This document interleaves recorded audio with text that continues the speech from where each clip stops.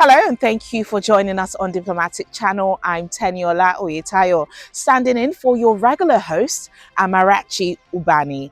On the program this week, we focus on Iran and the renewed diplomatic push between Tehran and Washington, unfolding against a backdrop of heightened regional tension and increased U.S. military activity in the Middle East. U.S. President Donald Trump has warned that the consequences for Iran would be very traumatic without a deal, while Tehran continues to defend its nuclear program as legitimate and has pushed back against what it calls excessive demands.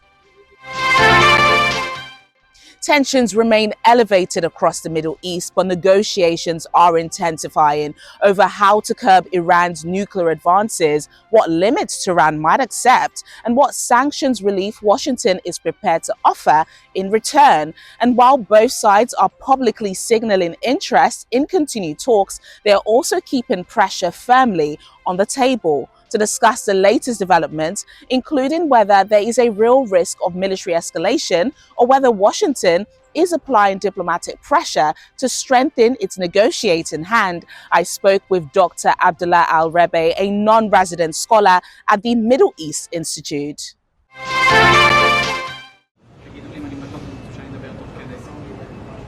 A tightly controlled visit in Washington. Israeli Prime Minister Benjamin Netanyahu was brought into the White House away from the cameras, and there was no joint appearance afterwards. But the message from President Trump shortly after their talks was clear. Diplomacy with Iran stays on track for now. Does anybody recognize this man? The two leaders met as indirect U.S.-Iran talks, hosted by Oman, restarted. The U.S. wants limits on Iran's nuclear program. Israel says that is not enough, and is urging Washington to widen the scope to Iran's missile program and its regional alliances. We have to make a deal, otherwise it's going to be very traumatic. Very traumatic. I don't want that to happen, but we have to make a deal. They should have made a deal the first time, and they got Midnight Hammer instead. And this will be very traumatic for Iran if they don't make a deal. Look, if they don't make a deal, then it'll be a different story. But we had a very good meeting yesterday with Bibi Netanyahu, and he understands, but it's ultimately up to me. If the deal isn't a very fair deal and a very good deal with Iran, then it's going to be, I think, a very difficult time for them in the back. I guess over the next month, something like that, yeah. Shouldn't take, I mean, it should happen quickly. They should agree very quickly, yeah. President Trump has repeated that he prefers an agreement, but he is also keeping the military option visible. U.S. officials say Washington has already built up forces in the region with multiple carrier groups positioned nearby. The Israeli Prime Minister is framing the moment as leverage. He says Iran is under pressure after last year's conflict, and he wants a deal that permanently blocks any pathway to a weapon while also curbing missiles and proxies. In Tehran, the response has been defiant. Iranian officials say the talks are strictly about the nuclear file and insist their missile capability is not up for negotiation.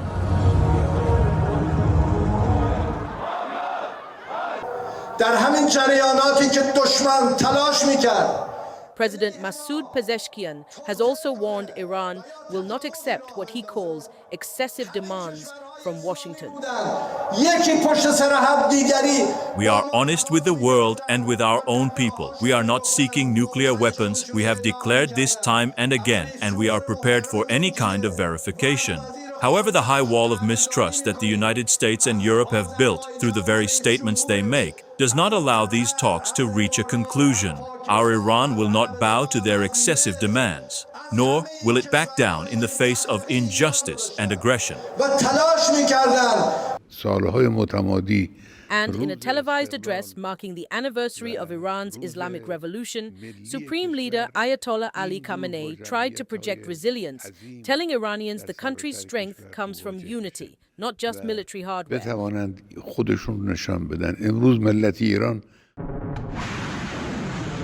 The dispute centers on Iran's nuclear program and the wider power struggle playing out across the Middle East. After the United States withdrew from the 2015 nuclear deal and reimposed sanctions, Iran steadily expanded its nuclear activity while insisting it is not seeking a weapon. Israel says Tehran's program is an existential threat and wants any new agreement to cover not only uranium enrichment, but also Iran's ballistic missiles and its backing for armed groups in the region. For now, both sides are signaling they want talks to continue, but the gap remains wide. Washington says Iran must accept strict curbs, Israel wants the deal broadened, and Tehran says missiles are a red line.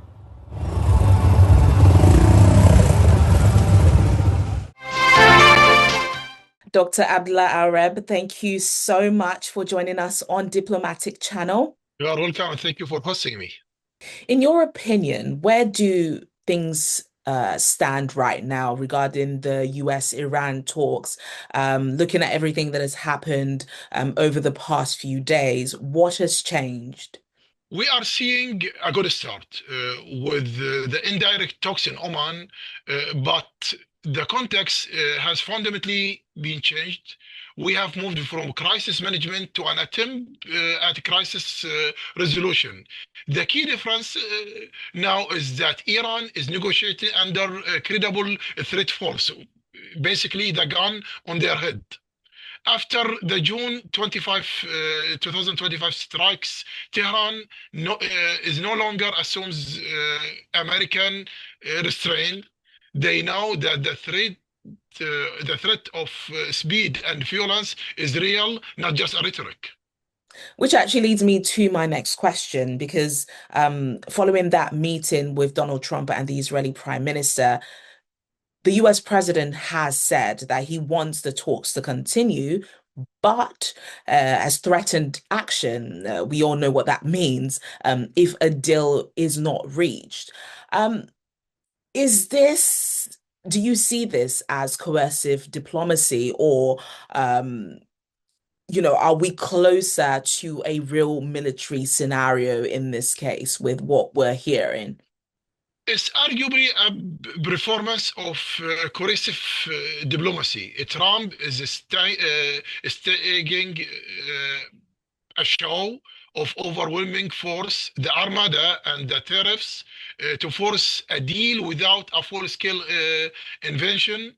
He prefers to use top-class intelligence and shock to create a new reality. However, if this performance fails to change Iran's behavior, the likelihood of tragic military strike on nuclear or massive sites rise significantly, perhaps between 25 to 40% range. Considering the red lines on both sides, what would a good deal look like at this point? It's hard to say anything more than a good deal is currently defined very differently by each side. For Iran, it's survival of the regime, getting sanctions relief in exchange for limited nuclear inspections. That's a good deal. For Trump's administration, a good deal must be a legacy defining, which means Trump is obsessed with his legacy, as we saw in his first term of presidency when he talked about Abraham Accords. It cannot just be about center figures, limitation of uranium enrichment. It needs to address ballistic missiles and the regional proxies such as Hezbollah and Hamas and Houthis. Bridging that gap is the primary hurdle. We also have to keep in mind that Iran has said that it's open to limits and inspections in exchange for sanctions relief. How much are the sanctions that we've seen over the years and economic pressure playing or driving Iran's willingness to engage in these talks? It is the decisive factor. The executive order signed on February 6th this year, threatening 25% tariffs on anyone trading with Iran, force the world into a binary choice. You either trade with the US or with Iran. This combined with Iran's internal economic weakness functions as a mechanism of global social control. Tehran simply cannot afford the status quo anymore. And what role is the recent protest also playing in terms of domestic pressure? It is very critical. The regime is dealing with the crisis of legitimacy. If we are borrowing from Jürgen Habermas, the German philosopher, uh, basically an average Iranian who is pro-government would ask their government this question. Okay, you are taking from our saving and spending our money in your proxies in Hezbollah, Hamas, Houthis, or whatever, and the former Syrian regimes. On the other hand, what we get, Al-Assad regime being collapsed, Hezbollah and Hamas receive really serious strikes, and they lost a lot of their leaders. Al-Houthi is not surviving, and don't it doesn't do any better for our country. So, what is the national outcome of this spending? So the Iranian are squeezed between an angry populace at home and American armada abroad. The internal fragility makes them more risk affairs than they appear in their public rhetoric. And let's just take a look at Israel's part in all of this. Prime Minister Benjamin Netanyahu has said he wants any deal that's reached to cover enrichment, ballistic missiles, and Iran support for proxy groups. Is is that achievable in one track, or do you think this sorts these demands kind of overload the negotiations? Not ambitious.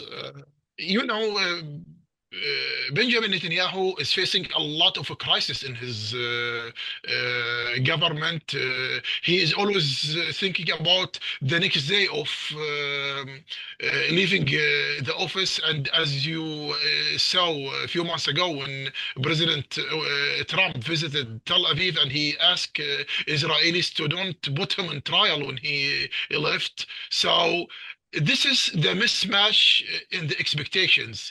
Iran wants to sell the same limited nuclear concessions again, while Israel and the United States are demanding a total behavioral shift. Achieving all of this in one track is difficult, but Trump's doctrine of decisiveness suggests he will push for comprehensive solution rather than piecemeal one.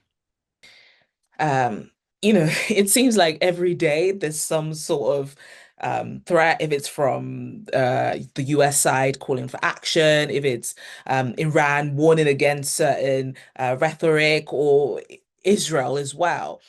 How do all sides avoid miscalculation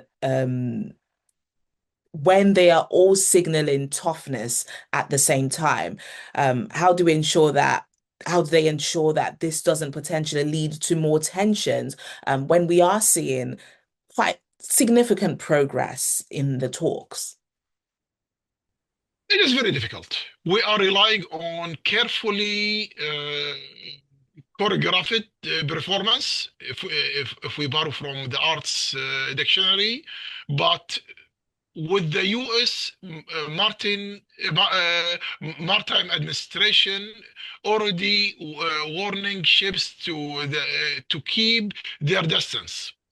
Okay, the U.S. Marine Administration has already warning ships, the American ships, to keep their distance from Iranian water. The risk of tactical accident is high. One nervous captain or RAF, National Guard, Refugees Guard, Iranian Refugees Guard, both could turn this display of power into kinetic conflict very quickly. If a nuclear deal happens, what would it mean for Iran's relationship with armed groups across the region? What or will anything change on the ground? That depends on the type of deal. If it's narrow nuclear deal that release fund to Iran without behavioral strings attached, we might ironically see more funding for groups like Hezbollah or Hamas. Hezbollah might be easier.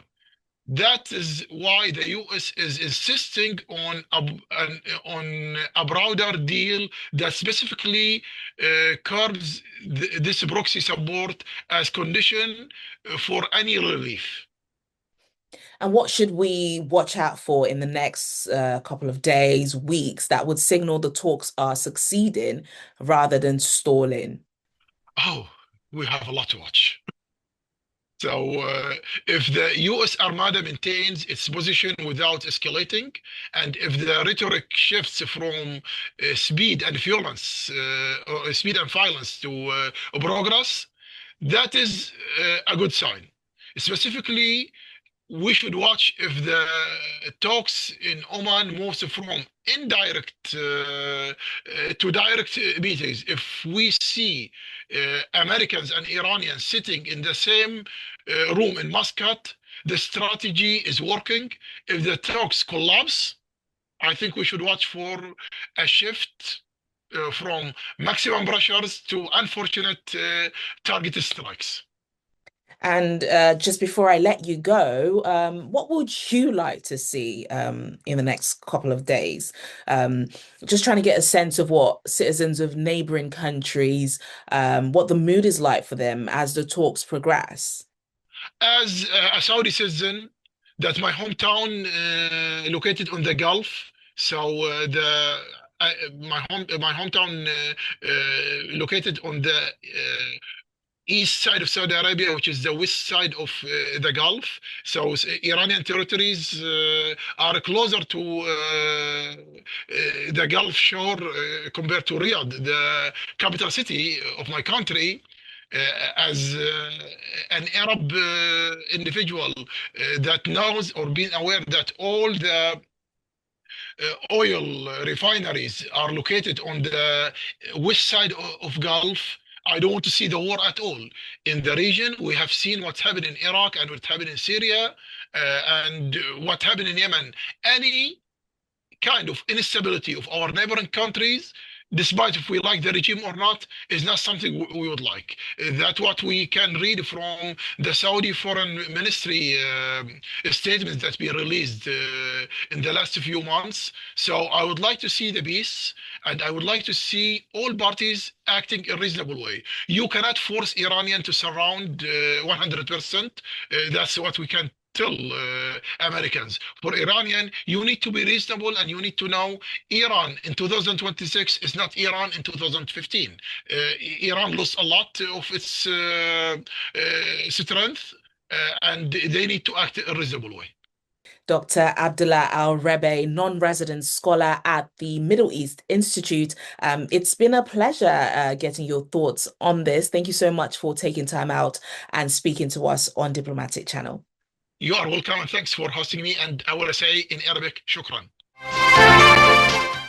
And just before we end the program, let's take a look at other diplomatic developments making headlines around the world. As we build on the African water vision. On Saturday, Ethiopian Prime Minister Abiy Ahmed opened the 39th ordinary session of the African Union Assembly of Heads of State and Government in Addis Ababa. It comes after the bloc joined the G20 amid renewed concern over foreign influence in Africa. AU leaders said they wanted to work with partners carefully while protecting Africa's right to self-determination. Today, as Africa gathers at a defining moment, we recognize that our continent's most strategic asset is not only what we extract, but what we design, build, and govern. Progress is achieved when vision is translated into systems and ideas into lasting institutions. As we build on the African Water Vision 2025 will reflect on a simple truth. Secretary General Antonio Guterres, in attendance, praised African leadership while urging greater influence on the global stage. The absence of permanent African seats in the Security Council is indefensible. This is 2026, not 1946.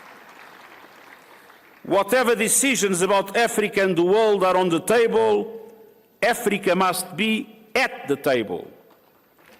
Excellencies, these priorities inform the Pact for the Future, shaped by African leadership and the UN80 initiative to strengthen UN support to Africa and beyond. Leaders met under the theme Assuring Sustainable Water Availability and Safe Sanitation Systems to achieve the goals of Agenda 2063.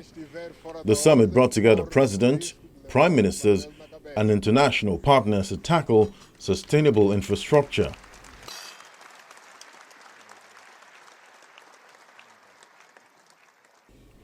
This year's 39th session ran from 14th to 15th of February 2026, putting Burundi in charge until early 2027. More evacuations continued in Morocco as authorities cleared out the northwestern city of Sa'al Kebir due to rising water levels. Submerged city streets are now deserted, while rainwater continues to flood local places. According to activist Elias Tala, the state deployed all available resources to Sa'al Kebir, moving into action under the kingdom's orders to shelter and support the city's population through a coordinated effort by every authority. Morocco's Interior Ministry reported that over 150,000 people had been evacuated from flood-threatened areas. The operations spanned the provinces of the Rash, Kenitra, Sidi Kassim, Sidi Slimane, with the majority of residents on Sa'al Kebir also leaving their homes as a precautionary measure. The ministry stressed that precautionary evacuations were ongoing and that all logistical assets had been deployed to ensure public safety. It warned of a possible deterioration in weather conditions and urged residents to avoid returning to affected areas until further official instructions. Still on Saturday, hundreds of demonstrators took to the streets of Dhaka to protest against child abuse, homosexuality, and the deliberate transmission of HIV following the recent arrest of at least 14 people linked to a transnational pedophile network operating in Senegal and France. Footage shows citizens marching with banners and placards carrying slogans opposing homosexuality and the spread of HIV. The activists called on lawmakers to also vote for the law criminalizing homosexuality as promised during their election campaigns.